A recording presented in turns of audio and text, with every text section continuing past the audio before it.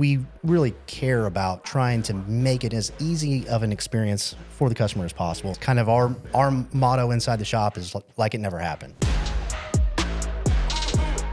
Welcome back to another episode of Andy's Talk. I'm Ethan Andes, and I'm joined with a good friend of mine, Justin Myers, with Myers Collision Center over in, is that in Clarksville? It is in Clarksville. Okay. Yeah, Yep. I didn't know where the lines are over there with New Albany and stuff, but it's in Clarksville, Indiana, and it's funny. I ran into you the other day, and I was just like, it came to back. He was like, oh my goodness, man, he needs to be on our podcast. Yeah.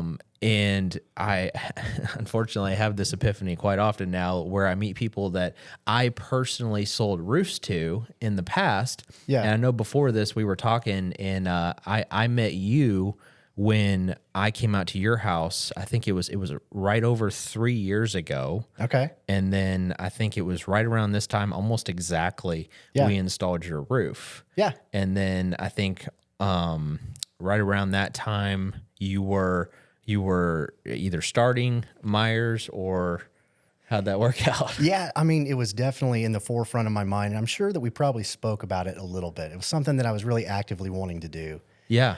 And it just happened. I had a chance to go look at the facility, and the guy that I was working for heard about it, and things just went from there. And him and I are in great terms. So he continues to help me out to this day. So great relationship that I still have with that gentleman. But yeah, it's one of those things. It's like I've tried for years to try to make it work out, and just ran into so many pitfalls and just block-offs everywhere we went. And then this just happened. It was terrifying. Started out with just me there by myself. And I had contacts that I've worked on maintaining these relationships for years, and it took off really quick. And that was a real challenge, was trying to maintain looking like a legitimate business when we were so small. And it just took off so quickly. So lucky to have found the guys that I've got, and we've got a fully functioning crew, and we have for years now. But those first couple months were was a real interesting time. Man, even as you're saying that, I remember when we started Andy's Roofing, it was so similar to that. It was crazy. But I've got some questions for you here. I want to know more. So you were there for a few months, and then you started attracting people to come and work for you. Yeah. It's like it's another thing with a brand new business. And the industry's small. We all kind of know each other, but for somebody to take a jump from a successful business that's been there for years to go to one that's been open for a month is scary.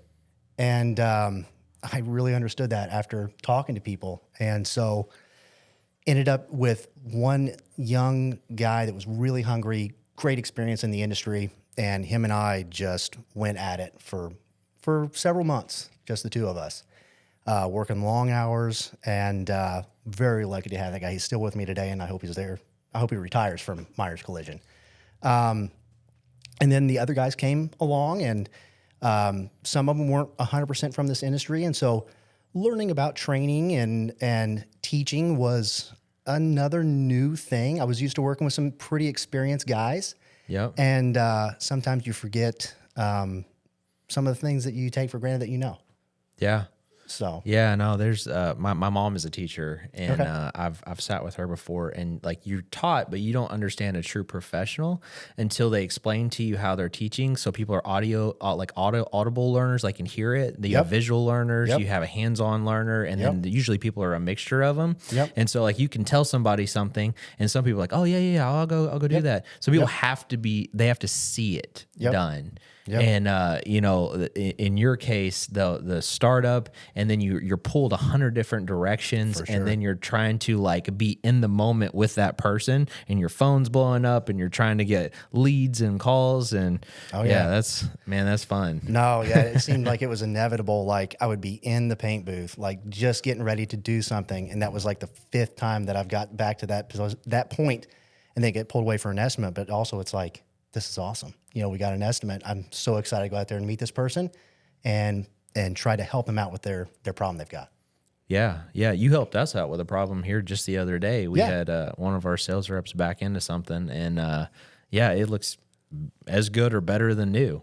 So Yeah, that's the goal every time. You know, that's kind of our motto inside the shop is like it never happened. So yeah, we no, that's good.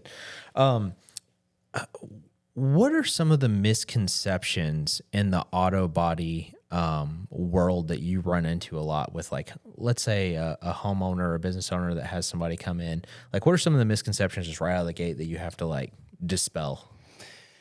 Well, a lot of times people are trying to decide whether or not they're going to turn this into an insurance company or pay for this out of their own pocket. Unfortunately, this stuff is getting more and more expensive all the time. With as advanced as what cars are getting nowadays, a lot of them are having forward collision warning systems, lane keep assist systems, and then really nice headlights that we can see so much better nowadays than we could 10 years ago. 47 airbags. Oh, yes, yes, and all the sensors to go with them.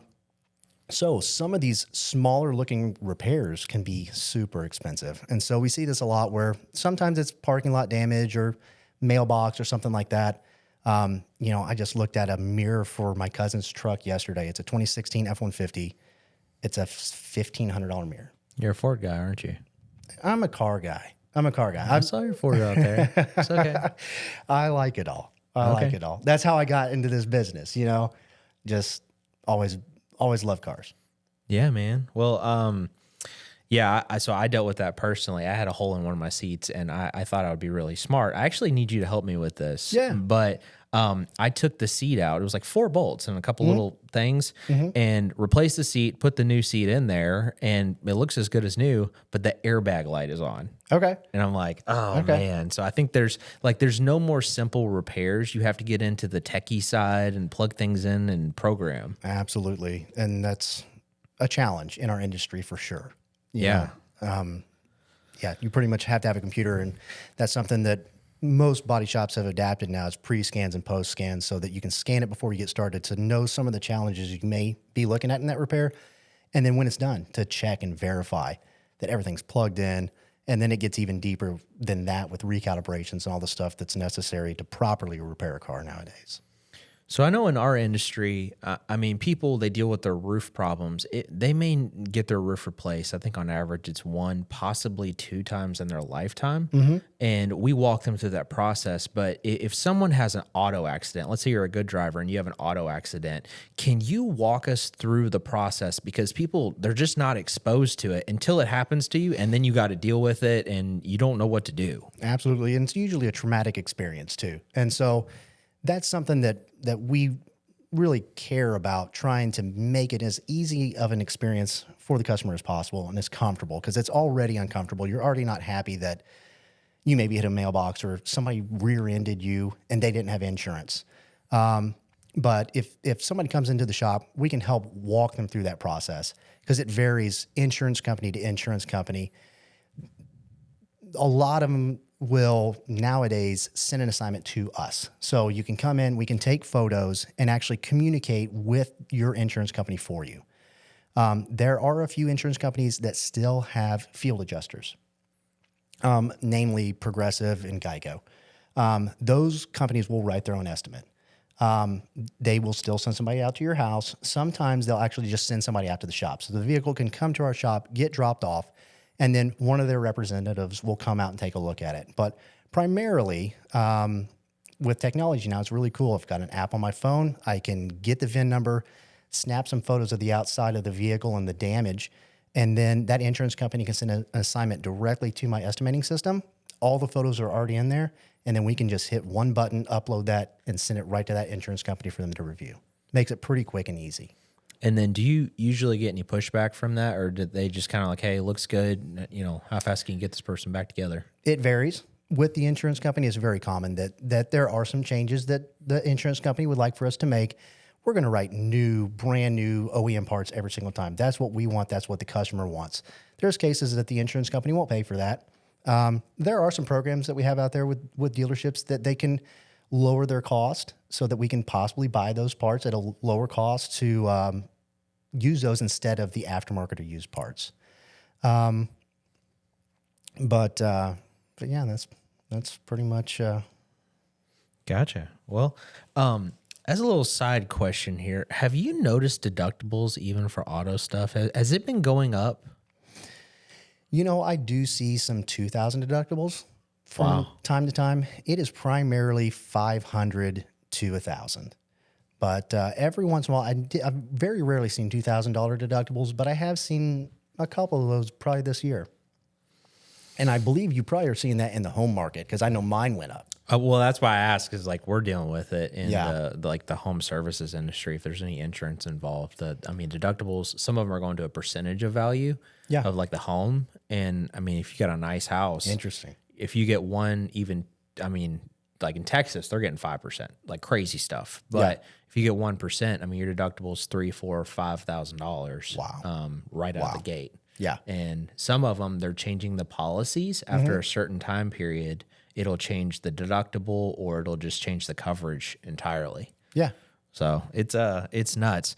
So have you run into any like exotic cars, like any Porsches or anything? Well, we did a Porsche SUV here not long ago.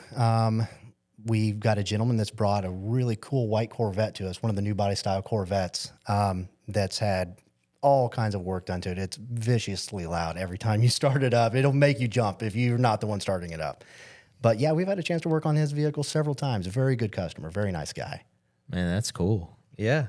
I like cars. Yeah. So yeah, I've had some experience with the C8 and then a couple of other ones. And Very cool. yeah, I don't have any crazy stories right now on cars, but maybe in the future. Yeah.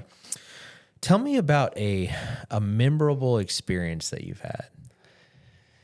There's a lot of them. It's hard to pick just one specific one. We had one here fairly recently. There was a nice lady that was crossing the bridge. I don't believe she's from our area either, so she wasn't familiar with where she was. Blackston Mills, probably the worst bridge in the country that I'm aware of, at least the worst one I've ever drove across.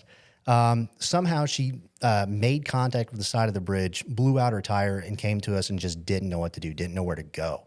Was just looking for help. And I don't think she really expected that we were going to be able to do anything with it. But I took a look at it. It's like, if you got a spare tire, we can change this in just a few minutes. And she was just blown away. Well, come to find out, she had wheel lug nut locks that she didn't have a key for. So that made that much more challenging experience than 5 minutes. But we were able to take care of her and get her back on the road. She was so thankful. And it was really nice having a chance to meet her that day. When you work with vehicles, do you give a warranty on the work that you guys do? We do, and that is backed through our paint company. We use Glazert Refinish products. It's pretty much the top quality refinish products that you can buy. With them, we have a lifetime warranty on all of our material and workmanship. As long as that customer owns that vehicle, we'll stand behind what we did. If it's 10 years down the road and the paint's flaking, we're going to take care of it. And our paint company backs us on that. I know we had an issue recently with a vehicle, and they said that you needed to wait a little while before you get your car washed. Is that like the clear coat or something? I don't know about the car wash. The clear coat really is cured when you pick up the car. We're going to polish it. We're going to sand it and buff it. It is fully cured as far as hardness goes whenever you actually pick up your vehicle from our shop. Now, solvent does continue to escape out of that clear coat finish. So what you don't want to do is apply wax or sealers or maybe some decals for some period of time. If you immediately cover that up, it can be not the best for the paint. Could cause it to prematurely delaminate. So you're telling me the one we just got fixed the other day, shouldn't put a wrap back on it ASAP? Not ASAP. There's varying opinions on how long that you should wait. Some say 24 hours, some say a month. But I'd give it some time before you put the wrap back on it. Gotcha. So every business owner that I talk to, and at this point I've talked to quite a few of them, we're all dealing with a similar set of challenges. And as you run your business and, depending on if people are in a growth mode or a kind of a stabilizer mode, there's always different challenges. And I'm curious, as of right now, you've been in business over 3 years or around that. you've told me about some of your stuff behind the scenes. You all are growing like gangbusters. I mean, it's crazy how well you guys are doing. What are, with growth, and I know this from experience, what are some of the challenges that you're dealing with currently? For sure. You know, it's been an amazing first 3 years almost now. We've been so blessed with the work that we've got and the crew that we've got. And really the space that we've got. It's been amazing. Been so lucky to been able to start and work out of that facility that we're in. But with growth has come some challenges with space. We're kind of out of space for vehicles. We don't schedule that many jobs every week, but we have a lot of them coming in. A lot of times they're not drivable jobs that the customer needs to leave the vehicle with us. And so then that causes more space problems. And then we have that work there ready to be worked on, but I only have so many people that I can physically fit in the building. And so we need more people, but I don't have anywhere that I could put them. You know, we could use somebody else in the office to help out with parts and estimates and things, but we need more production out of the shop to be able to pay for that person. Yep. And so, you know, it's just kind of a, where do you turn? You know, what, and fixing the space problem is not an easy thing to fix or a quick thing to fix. Definitely not in your industry where you need really a big lot to hold those vehicles where you've ordered the parts and it just is sitting there waiting for it. Yeah. Yeah, I know we talked you were considering building a building, and at this present time, this is the end of 2025. If you all know of any really nice, or I'm sorry, at the end of 2024, if you all know of any big spaces, maybe auto repair places, if you've already got a paint booth and all that set up, that would really help Justin. Either that or you're facing the same problem that I am. I haven't ran into the space yet, so we're building an office, and I know you talked about that, but you know, I'm still on all the MLS search things. So it's like, as you plan to build, you're also like, Lord, please just drop it in my lap and I'll buy it. I know. And that's just what happened with where we're at now, you know, and we're working towards finding a place that could possibly be a new home for Myers Collision. And, I'm sure there's going to be a lot of challenges that we're going to face with that. But again, just looking for that thing to just land in my lap that worked the way that it did the first time. Yeah. And feels right. Yeah. So, well, man, I know you've texted me off and on and asked different questions and things. And I feel like everything you described to me behind the scenes and on this, like, it kind of takes me back to those early days. Yeah. And I almost have to, like, I have to run into these conversations because it was so painful during those first couple of years. You're trying to learn and grow and get stretched and hire and do all that. And it's awesome to see what you've done so far. Thank you. At this present time, you all are right next to, is it Premier Homes? Yes. Over there? Yeah. Yes. So where the Premier Homes is, it's an easy drive off Charlestown Road. You get on Blackston Mill and go down past the treacherous bridge. Or you can come in a nicer way from Clarksville on the backside and go around Blackston Mill. But you all have a great looking facility that currently, and it looks like you're looking for a new facility going forward. But you know, I appreciate you coming on the podcast today and talking to us. And if you all have any unexpected collision type things, I know it's November-ish right now, and the deers are running all over the place, and it's probably your main source of income or revenue right now is all these crazy deers. Oh, they make a mess. They make a mess. Yeah, those are usually not fender benders, right? No, it's crazy what parts cost now. It's very uncommon for something to be a deer hit that's less than $5,000. Really? We did a repair on a Ford Edge. You know, it's not an exotic car, nice car. The only thing that we painted on it was the bumper cover. We put grill, headlight, cooling system, and like kind of the stuff that holds that in the vehicle. It was $10,000. Wow. Yeah. And then was it like back ordered or anything crazy? You got to wait on it? Not on that particular vehicle. We're still seeing some of those issues. They are not what they used to be back in 2022. And it's not one specific manufacturer. Honestly, it's like, it'll be Kia, Toyota, Lexus, Chrysler, GM, Ford. You never know. You'll get a Ford truck in that needs a bedside and see that it's back ordered, and they can't even tell you when you're going to see it. But back in 2022, some of those cases, it was 6 months before you could see that part. Now it's not that long. We're seeing it within a few weeks, 4 weeks, outside of some lift gates on certain vehicles, like basically like an SUV that you would lift up that back to be able to put your groceries in the back. That part that you lift up, we're seeing that across different manufacturers, sometimes kind of hard to get. Really? Yeah. Wow. I know we talked earlier, and I wanted you to explain this to everyone in our audience. Like when you have a insurance claim, you're talking about something, and I didn't catch all of it. And I was like, oh, this is perfect. What was it? Comprehensive? Right. So, and that's a conversation that you could go further into depth with your insurance company on. But so we get a lot of customers coming in sometimes that have hit a deer, and they're coming in there and they're thinking that they want to pay this out of pocket. And it's like, this is a Ford Edge. It's going to be $10,000 plus to repair this damage. And that's not something that you want to pay for out of your pocket. That's what the insurance is for.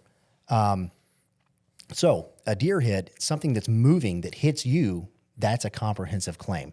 That's an animal or something that another car that somebody's driving, that's different. But if a deer runs into you, that's a comprehensive claim that's different than a collision. So collision, that if you were to hit a pole or something like that, your rates are going to go up higher. A lot of times you have a higher deductible. Comprehensive is different. So less chance that your insurance is going to increase as much. And a lot of times that deductible is lower than your collision. Again, that's a conversation you'll have to have with your insurance company about what specific policy you guys set up together. But, if you hit a deer, that's something you're going to want to turn into your insurance company. Gotcha. So I want to ask this question. This is kind of a dumb question, but like if you hit somebody, it's your fault. If they hit you, it's their fault, right? Correct. So does your insurance company give you any kind of slap on the wrist for them hitting you? No. And then there's another conversation that you could have about that, depending on what insurance company hits you. I have State Farm, which is a pretty good insurance company. There's other insurance companies that you've maybe never heard from, like for Chicago. We've got a customer whose vehicle is in our shop right now, hit by a first Chicago customer. Very difficult insurance company to work with. They're just denying the claim. And so in that case, I would just turn it into my insurance company. I'm going to have to pay my deductible initially, but your insurance company has got rooms full of lawyers to go get reimbursed from that other insurance company. Can help save some of the headache on you. And it sucks when you get hit by somebody else. It's totally not your fault. You're completely put out. You get no reward for your vehicle being damaged and you having to do all this legwork to get it fixed. So in that case, we have customers that's like, I'm going to let my insurance company deal with this. I'm going to just take it to the shop, get it fixed, pay my deductible, let them handle all the stuff from the other insurance company, all those negotiations. I'm going to get the better parts on my car because it's my insurance company and I've got a newer vehicle, and then pay my $500. And then whenever my insurance company gets that from them, I'll get my $500 back. Yeah, that's a big deal. That lost time. So I'm probably the worst at this because like we have extra production vehicles, extra sales vehicles. I have extra vehicles because even if somebody else hits you, the time it takes and the headache of dealing with, you're doing carpool stuff, you're trying to figure out personal vehicle stuff. And it's like, man, we got to have some redundancy here because I've dealt with so many of these auto issues in the past, and it's just, man, the time is where it hurts you. Yeah. You had a full-size pickup truck, and now they're putting you in a Chevy Spark while your truck's getting fixed. And that doesn't work for some people's lives. You can't carry shingles or a ladder. No, you can't. You can't. Or sometimes if you had a minivan, you're 4 kids. I knew a guy that put a 32-foot ladder on, a Geo Metro? Yeah. So it was either that or one that was almost identical to it. And I think it was some kind of a European make or something. It was really small. Yeah. And he put a 32-foot ladder with some foam on top of it and drove it around. Hey, you got to do what you got to do sometimes. Yeah, that was some good times. It wasn't me though. No, but Justin, I appreciate you coming on the podcast today. If anybody has any unexpected issues with your vehicles, reach out to Justin. It's Justin Myers. Well, your name is Myers Collision Center, and it's over there by Premier Homes in Clarksville, Indiana. So appreciate it, and I look forward to hopefully working with you or not working with you in the future. I appreciate the invite, Ethan, very much. And if you need us, you know where to find us. Yeah, we got a lot of auto accidents, unfortunately. So I'll be giving you a call. All right, man. All right, see ya. See ya.